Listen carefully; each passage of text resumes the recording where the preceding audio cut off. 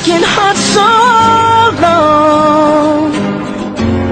Seems like pain has been my only friend. At station, dito lang. Thank you. And also your phones, can we put our phones on silent mode or vibrate?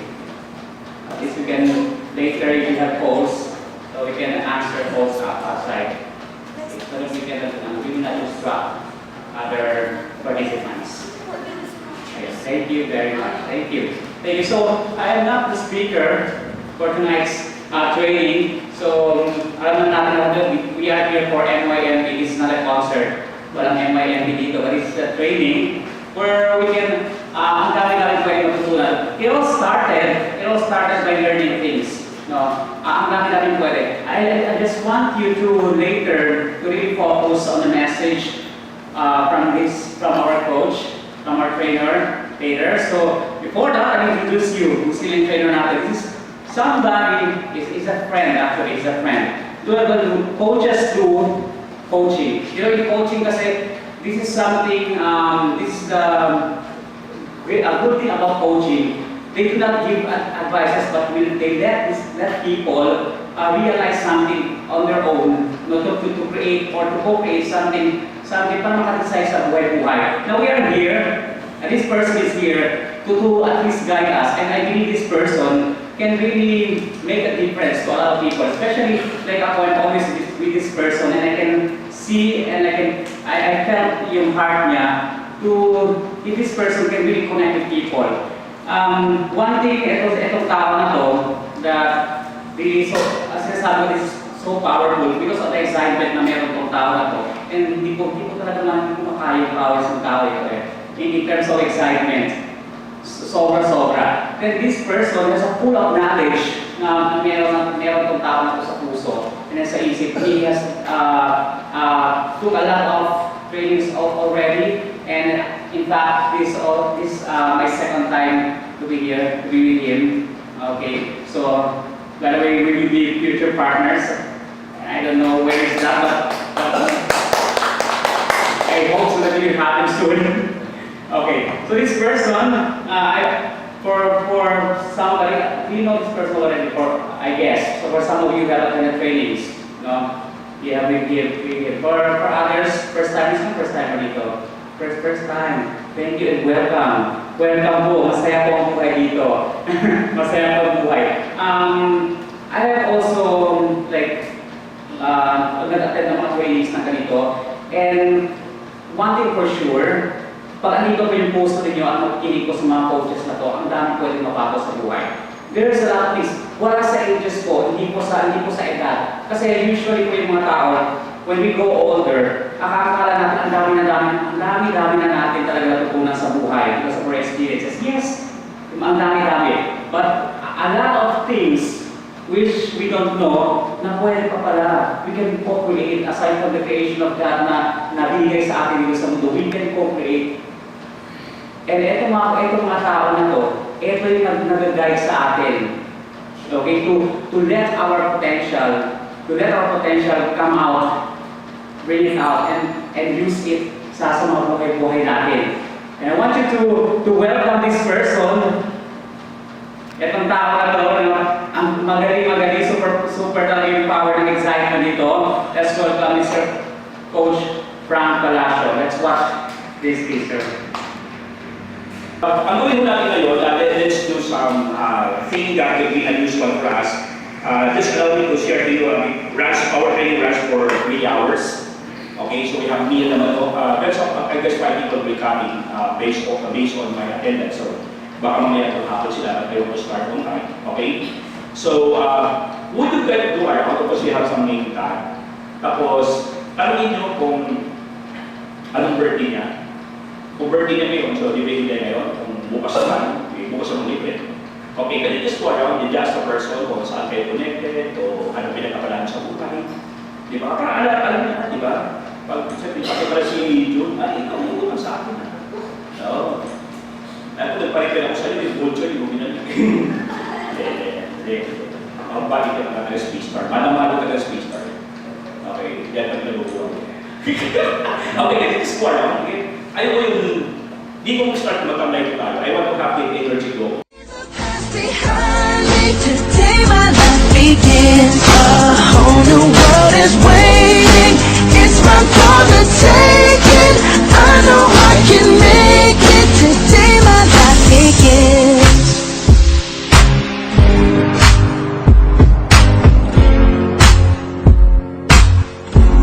Today my life begins. So, I can include in this, diba?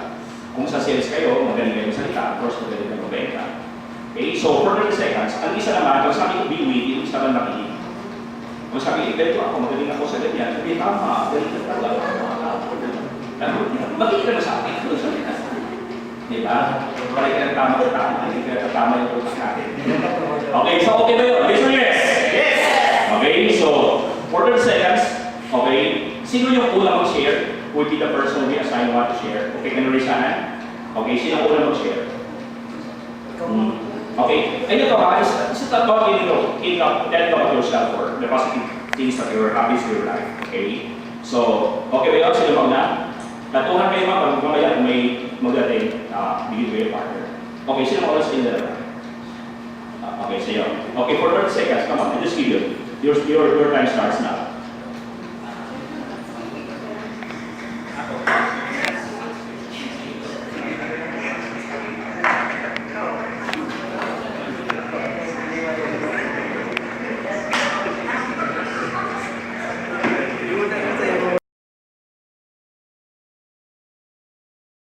So, ano ba mga expectation mo natin? Okay? Aside from learning. You want to double your production? You want to do that? Your company kung saan kayo maging double your production? How many of you friends believe in that? You want to double your production? Raise your hands. You want to double that? And you want to earn it? So, the total here is that we want to double our expectation and we want to earn the best we can. As earnings concerned. How about sa mga empleyado kami? Your company just grow fast. Okay? Lalaki yung kumpanya nyo. You know, we don't know it's that the Lord is expanding for your company and then we allow you to go internationally, that allow us to be, you know, the perfect plan for that. Okay? Yes or yes? Yes. Okay? So, ang gawin mo natin ngayon, because number one is AYNP is how to maximize your maximum potential. Alam ko, friends, that each one of us, we have our own potential. Naniwala ba kayo doon? Okay? Now, let's start first on that God on creation. How does everything falls into your, you know, bakit? I want to study carefully about your potential. Hindi natin mo maintindihan ito if you don't go back and look back on the Bible. We're in, you know, I'm not talking here about theology, but something that we need to look at. Ano yung unang-unang ginawa ni Lord, but people are really successful during that time. Okay? I'm not sure in the Bible, but in the book of Genesis, when God created the universe perfect. And he said, there will be light, and there was light. Okay? And of course, if you read Genesis chapter 1, verses 26, sabi ko, let us make man in our own image. And the word there in the Bible is the word rain or the wind. The word rain. Okay? When God created Adam and Eve, especially Adam, when God created, He just said, you need to reign and dominion and subdue the other translation. And of course, the Bible says, when God breathed to Adam, Adam became a living being or a living soul. So, the potential is there already. Parang lambo, parang lahat ng gifting, lahat ng talento, lahat binigay ng Lord kanina, parang ito para sa'yo. Because when it said, let us make man in our own image, we see the perfect relation composed of body, soul, and spirit is in, nanduwa sa iyo lahat yun. Okay lang yun? Is there already. Kaya nga kung paano along the way, pag-usapan mo natin, bakit kung nawala yung potential ng tao? Diba? Bakit sabi nga, I read, ngayon ko nabasa ako ng mga biography. Nakatuwa ko, when you just read the life of Warren Buffett, you just read the life of Bill Gates, and these people are not nothing. They are not wealthy, and then Warren Buffett says, money cannot create man, but man can create wealth and money. Naniwala ka kayo? Bill Gates today and Warren Buffett considered as the richest man in the world. And of course, yeah, when I read one article in Forbes magazine, the youngest billionaire ngayon no, is Mark Zuckerberg. Is the man behind Facebook. Sabi ko, itong mga tao na to, they possess their full potential as a person. Mark Zuckerberg, by the way, siya, the youngest billionaire. Okay. Makita mo talaga yun. Now, when you look at this, the perfect relation, the man composes body, soul, and spirit. In other words, lahat ng potential, binigay doon. Let me give you an example. With Adam, lahat ng animals, sila pa naman. And during that time, no Google, walang Facebook, no encyclopedia, whatsoever. But may makita siya animal magkapit, sabi niya, ito, ito, kasi malaki ito. Ito naman, medyo pwede pang gamit sa farm, ito naman yung araw. May maingay sa likod, sabi camping. Diba? Kung yung dapat naman mo, medyo kilaga siya, pagka-end, ito na mo. There's about billions of animals and species throughout the world today, but only one person only can, it's Adam. Look at the potential. And also he names all the trees. Imagine lahat ng prutas. Ito may medyo walang tiniko, ito buong mundo. Di ba? Ito naman may tiniko, ito durian to. So in other words, when you look at yourself now, when you look at you as a person, God gave you, and even before the foundation of the world, the Lord give you a full potential that you can maximize that and you can use that for His purpose and of course to give you success in your life. Parang sipa. Amen. Hindi na ba yung style yan? So, kasi hindi maintindihan yung potential. Kasi I'm studying for 1 week kasi I'll be people searching. Kasi saan ko makakuha to? When I look at my Bible, I understand the whole thing. Ito pala. There's the potential. Imagine that you are God's perfect precision. Diba? You are great. You are a person. That's why ngayon, kaya ngayon, di mo matutunan ng tao how to discourage, paano maging ma-discourage because discouragement is nandun sa tao yan. Next answer, yes or yes? Yes. Yes or yes? Yes. Okay. Now, this is a perfect ratio. Now, look, let's study here carefully. Now, when you talk about full potential, there is a word there that, I don't know if you encounter this word, the first word. Have you heard of the word the first word? Ha? Wala? Ngayon lang? Ngayon lang? Kawawa ka naman. Parang talagang lahat na sasabihin ko lang. Dahil ano ba? Bakit nalitin ka? Kung di mo kayo sa kapag ako, hindi ka. Ang iba pa nalitin ko. Hindi mo alam kung ano. So, alam mo the first word, you can even look at also in the Bible because always there is a power of the first word. There's always a blessing for the first word. But I raise up this because I want you to understand along the way that you have a blessing of a first word. Now, of course, itouch naman natin ulit ang Bible because the power of the blessing of the first word, if you notice in the life of Esau, in the Bible of Jacob, if you remember that in the Old Testament, diba? Esau is, ang papa nila si Isaac. Yeah, Isaac. Of course, Isaac naman po, ang papa niya naman si Moses. Ganun o hindi, si Abraham. Lahat sabihin ko, pag ganun din. Ito, magkalaman na. Kaya kung naging talaga kayo dito, pagkatapos ito, so gulang. Okay, so, ano naman doon? Si Isaac naman, Isaac is the son of promise. Imagine ka, Sarah, based the word Sarah becomes Sarah in the Bible.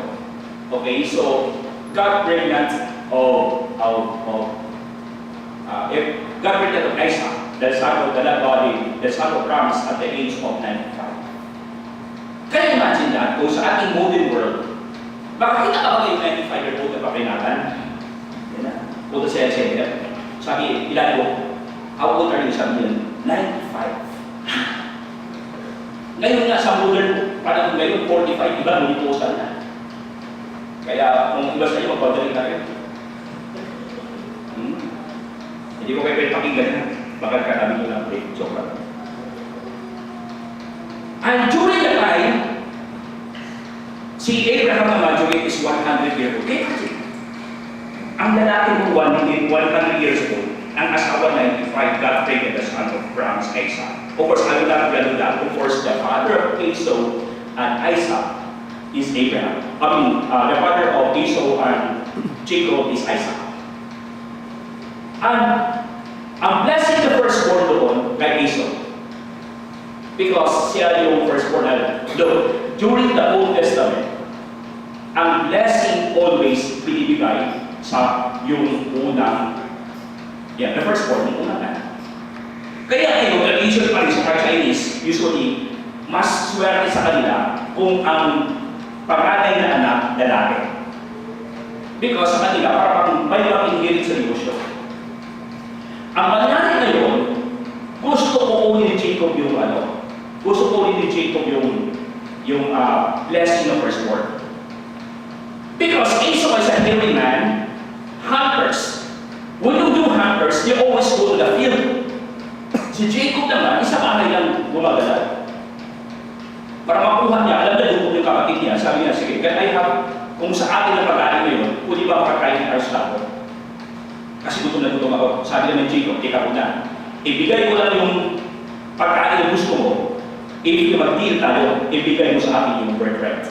The word birthright.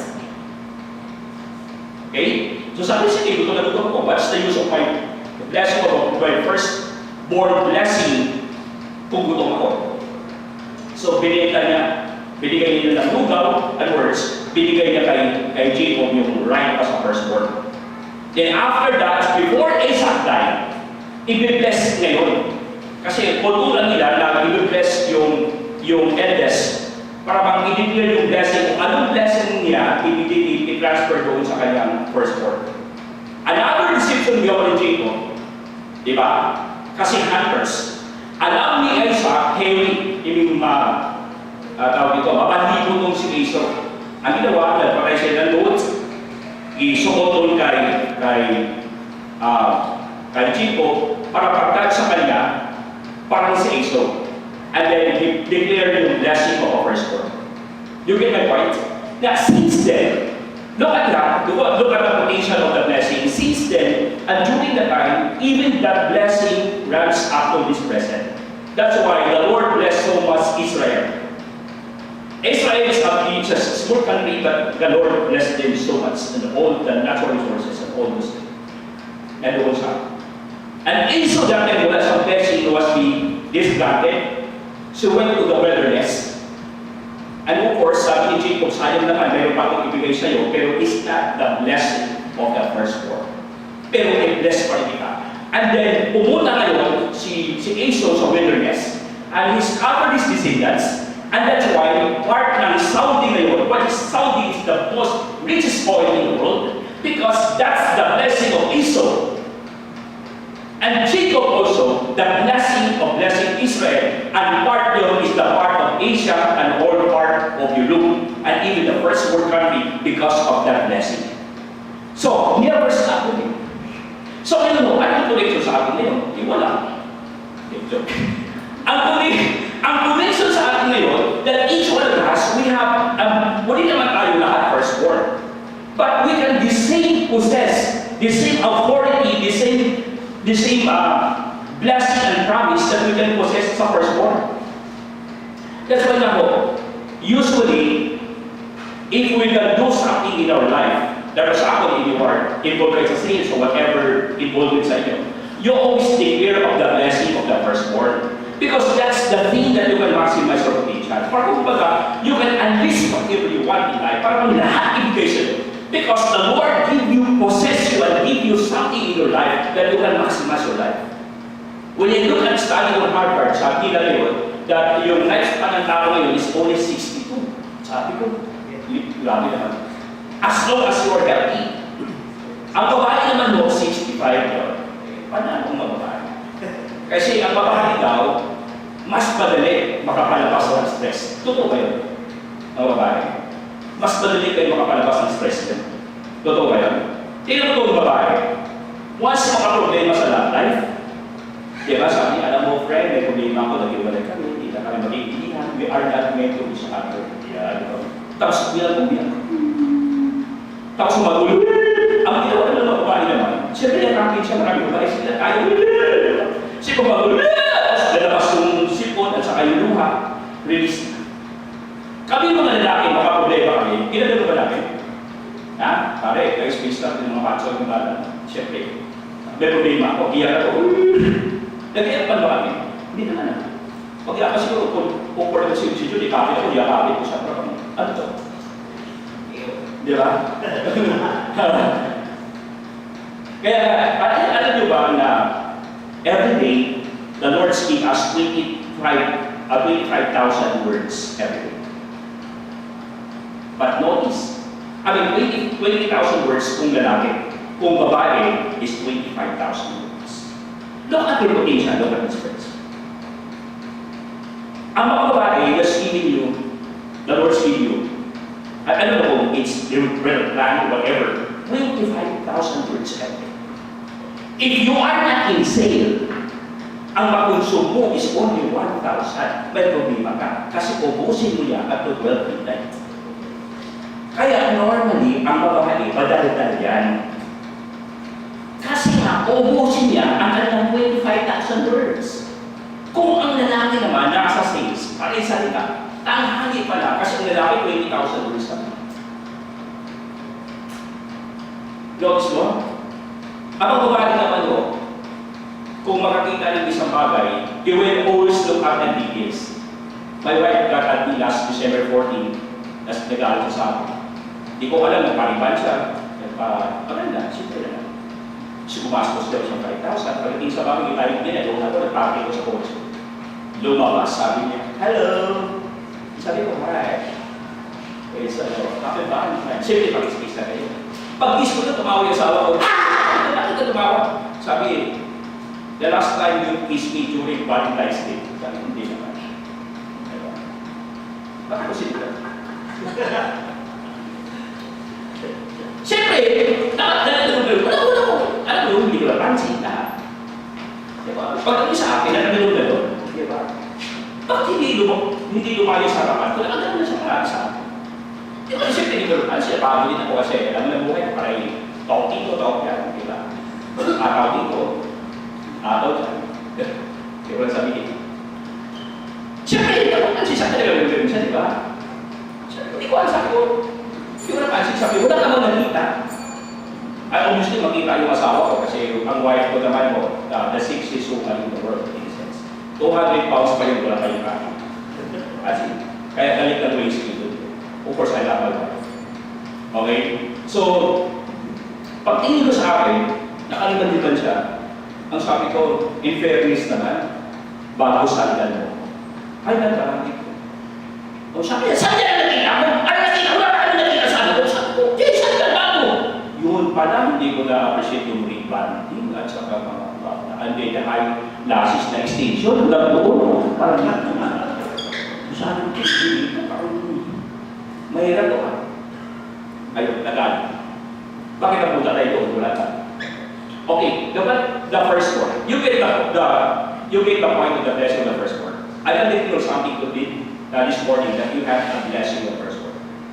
Whatever your life going to touch in your life along the way, I believe God will bless you for it. Pwede ba nakakas ka rin ito?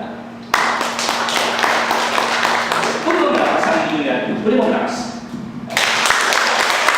Oh, louder! And that's your inheritance, and that's your potential. Minsan kayo, tanungin mo, may kaibigan ako, parang mo sa buhay mo. Sabi niya, okay lang, isip as useless. Diba? Ganun ka buhay, parang walang sabi ko lang kwenta ng buhay. But I will tell you something, that you have your own potential. Discover. Okay, second, is the manifestation. Diba, in sales kasi po, kung sabi ko ano yun, diba, may ibang tao makabenta ng marami. Ako, I talk to one person the other day, parang ano lang, so kwenta. Sabi niya, Frank, I have a property that's 25 million. Malaki. Then the other day, kausap ko yung isang kaibigan ko. Sabi parang unable property sa akin. Sabi ko, may kilala din ako. Tapos may news ko, nag-usap sila.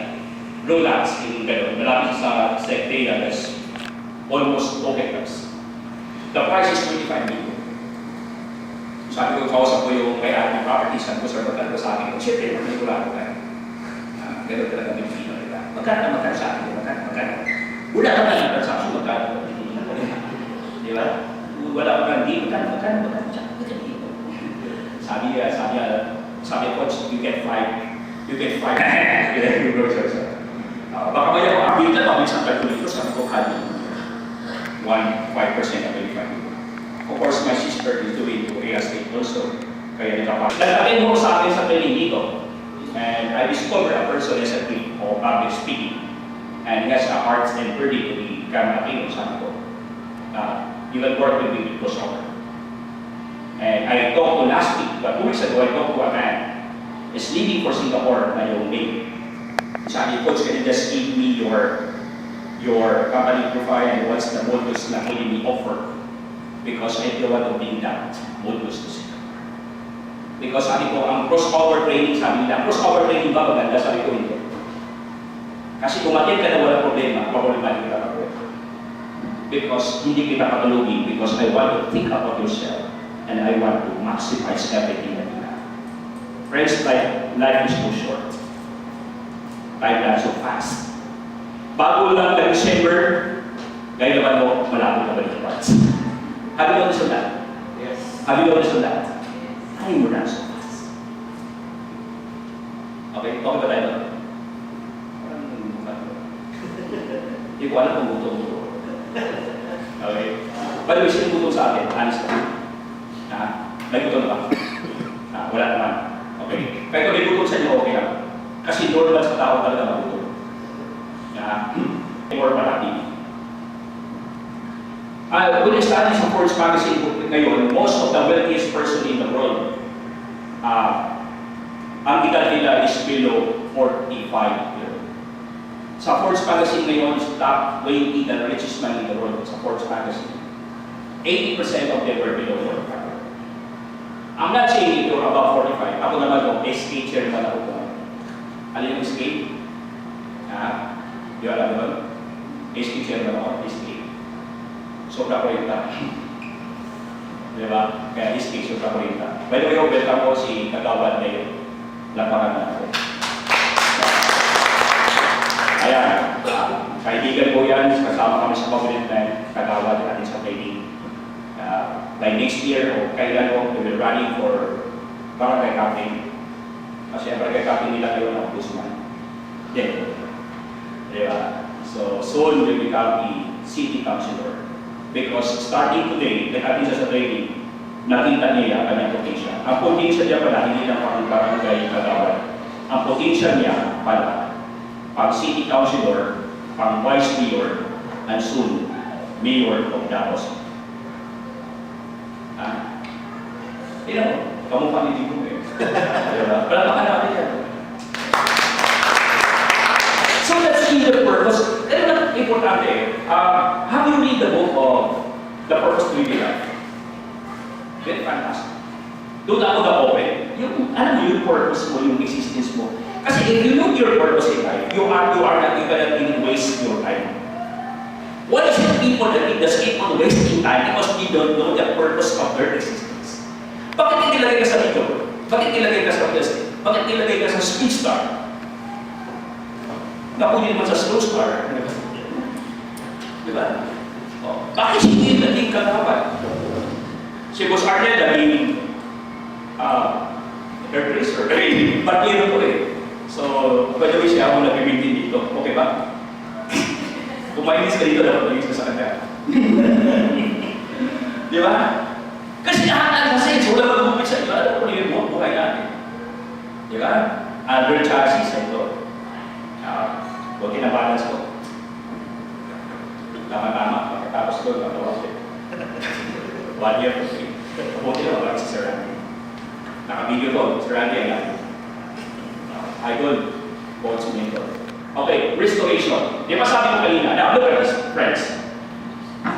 The full potential of the human being kanina, binigay ko dito. Bakit nagkaroon ng restoration? Because of the Adamic nature. What is the Adamic nature? Is the fall of man. Ang nangyari kasi doon, yung nagkasala ng tao na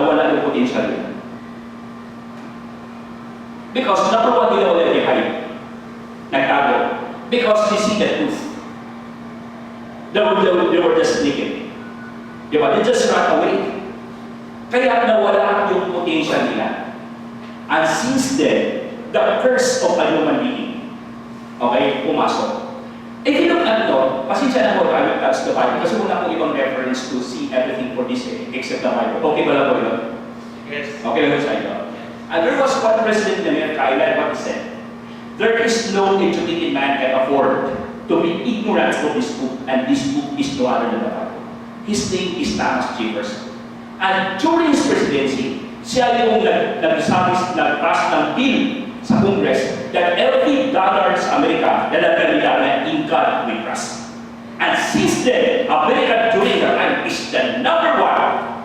It's an economy in the whole world. They're number one because of one slogan, every dollar in God we trust.